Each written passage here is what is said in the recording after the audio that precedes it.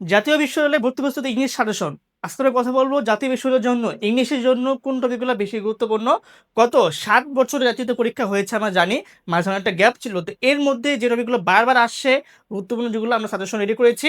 So আমরা থাকবো আজকে এই পার্টটা নিয়ে। প্রথমে দেখবো হচ্ছে আমরা জাতীয় মানদণ্ড কেমন।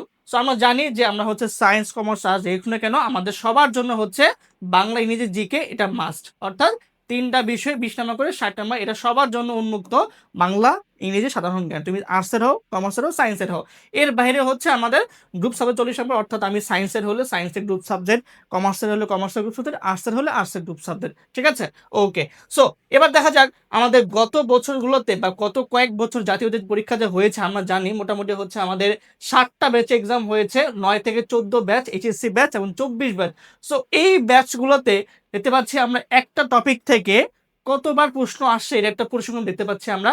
যেমন ধরো নাউন অন ডিটারমিনার, এই টপিক থেকে দেখতে পাচ্ছি আমরা 1 2 3 4 5 6টা প্রশ্ন এসেছে। ঠিক আছে, আবার দেখো অ্যাডজেক্টিভ অ্যাডভার্ব দেখতে পাচ্ছি আমরা এখানে 3 3 6 7টা প্রশ্ন এসেছে। ঠিক আছে, আবার দেখো সাবজেক্ট ভার্ব এগ্রিমেন্ট, দেখো এখানে ভাইয়া পুরা 3 3 6 আর 3 9, অর্থাৎ গত 7 বছর এখান থেকে 9টা প্রশ্ন এসেছে। আবার দেখো ভার্ব, ভার্ব থেকে 4টা এসেছে। এবার রাইট ফর্ম ভার্ব অনেকবার এসেছে, কিন্তু দেখতে পাচ্ছি আমরা সেন্টেন্স বা সিকুয়েন্স আমরা সেখানে স্ট্রাকচার যেটা আছে দেখতে পাচ্ছি এটা অনেকবার এসেছে।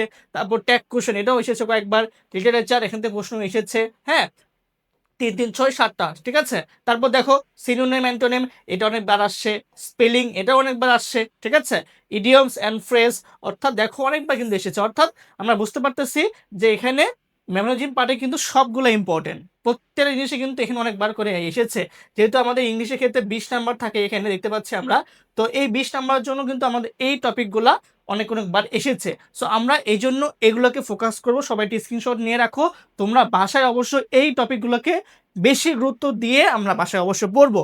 আচ্ছা, এবার আসা যাক হচ্ছে আমরা এবছর আমরা কোনগুলোকে বেশি করে ফোকাস করব বা কোনগুলোর জন্য পড়বো বা পরীক্ষা আসতে হবে। দেখো ভাইয়া পুরা এখানে হচ্ছে আমরা এই যে 3 স্টার বা হচ্ছে 2 স্টার বা 1 স্টার দিয়ে রেখেছি। খেয়াল করো, parts of speech, subject verb agreement, sentence and sentence structure, preposition, right form of verbs, tense. হ্যাঁ, দেখো আমরা কিন্তু একটু দেখলাম যেগুলো কিন্তু অনেক বেশি আসছে। সো এগুলাকে আমরা অনেক অনেক বেশি গুরুত্ব দিয়ে পড়বো এবছরের পরীক্ষার জন্য। ঠিক আছে, এরপর দেখো noun and determiner, adjective adverb, literature. ঠিক আছে, লিটারেচার থেকে কিন্তু প্রশ্ন হয় যে কোনটা বিখ্যাত কবিদের জীবনী কাহিনীগুলা বা বিখ্যাত যে কাজগুলো আছে সেগুলা।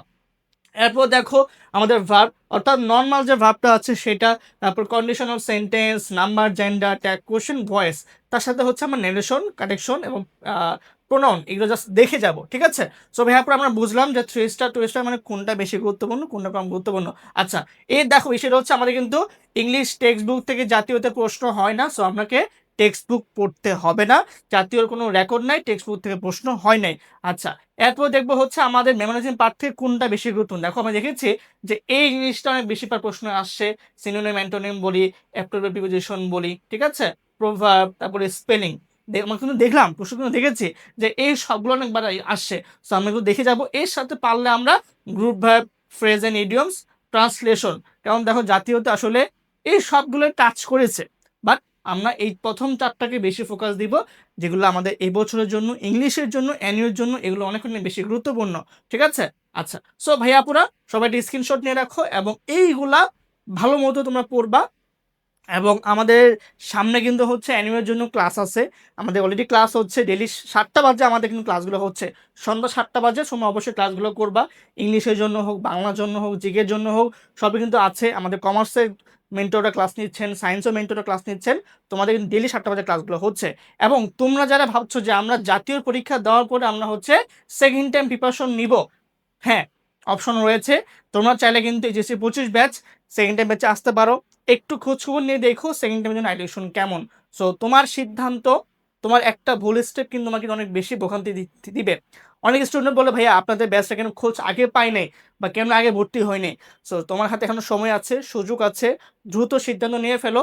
কোর্সে কি আছে না তোমরা আমাকে বেশি জানো, এবং এই কোর্সের তোমাদের হচ্ছে কেমন রিভিউ তোমরা নিজেরাই জানো, কেমন চান্স পায় সেকেন্ড টাইম দিয়ে, সেকেন্ড নয় ফার্স্ট হয়েছে, অসংখ্য রেকর্ড হচ্ছে আমাদের ব্যাচে। সো তুমি ডিসিশন নিয়ে ফেলো খুব দ্রুত। আমাদের ব্যাচে অফারে ভর্তি চলছে 3,999 টাকা, এবং তোমাকে হয়তো বা এই ফিচারগুলো অনেকেই দিতে পারবে না, বলে বাট দিতে পারবে না। সো একটু খোঁজখবর নিয়ে দেখো, এই কোর্স আউটলাইনটা সবার আগে কিন্তু আমরাই আনছি। একটু মার্কেট অ্যানালাইসিস করে সিদ্ধান্ত নিয়ে ফেলো। ঠিক আছে, দেখা হচ্ছে ইনশাল্লাহ নেক্সট কোনো ভিডিওতে। সবার জন্য সবরকম থাকলো। আমাদের ইনশাল্লাহ তোমার জাতীয় পরীক্ষাটা খুব খুব ভালো হবে, এবং তোমরা এর পরবর্তীতে জাতীয় পরীক্ষা খারাপ হোক ভালো হোক, তোমার কিন্তু একটা সেকেন্ড টাইম একটা পাবলিক ইউনিভার্সিটির দরকার যাদের আছে, তারা এই কোর্সে ভর্তি হয়েছে ইনশাল্লাহ। আসসালামু আলাইকুম, আল্লাহ হাফেজ সবাইকে।